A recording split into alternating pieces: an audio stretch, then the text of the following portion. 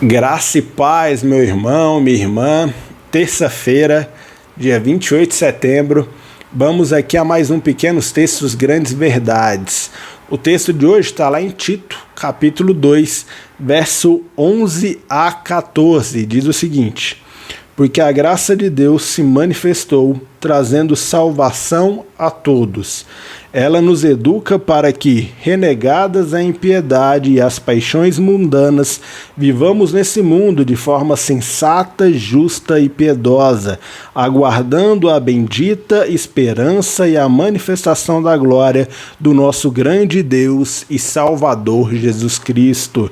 Ele deu a si mesmo por nós, a fim de nos remir de toda iniquidade e purificar para si mesmo um povo exclusivamente seu, dedicado à prática de boas obras. O apóstolo Paulo ele vai escrever essa carta a Tito por volta do ano de 63 depois de Cristo. Escreve um pouco antes de escrever as cartas a Timóteo. E a gente vê aqui nesse texto, nesse pequeno texto, de Tito 2, 11 a 14, o apóstolo Paulo falando a respeito da graça salvadora. Ele vai falar a respeito da salvação.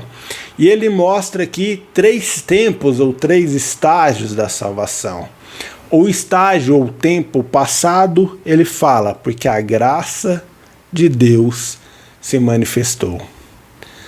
No presente, ele continua e diz, ela nos educa.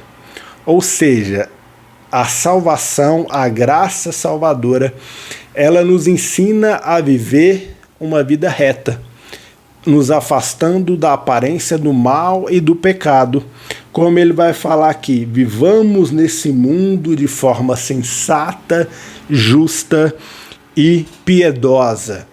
E o terceiro tempo, o estágio, é o futuro, onde ele vai falar, aguardando a bendita esperança e a manifestação da glória do nosso grande Deus e Salvador Jesus Cristo.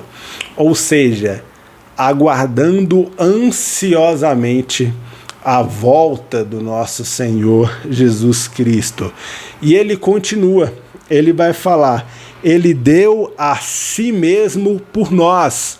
Ou seja, ele fez uma oferta, um sacrifício expiatório.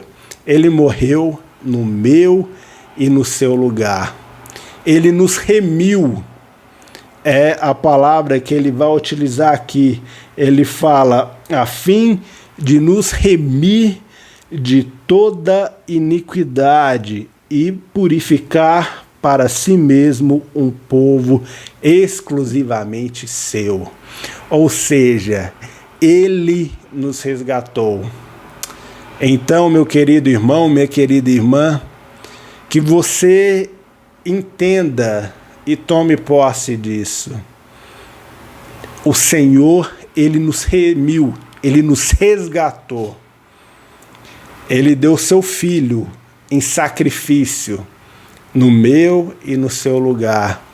Que nós possamos viver, como ele vai falar aqui no final, para si mesmo um povo exclusivamente seu, dedicado à prática de boas obras. Que a gente possa viver exclusivamente para ele e mostrando ao mundo as boas obras que nós fazemos através de Cristo Jesus. Que a gente tome posse e viva de fato como propriedade exclusiva desse Deus que foi capaz de dar a vida do seu Filho em nosso lugar. Uma boa noite para você. Amanhã, 19 horas, nós voltamos com Pequenos Textos, Grandes Verdades.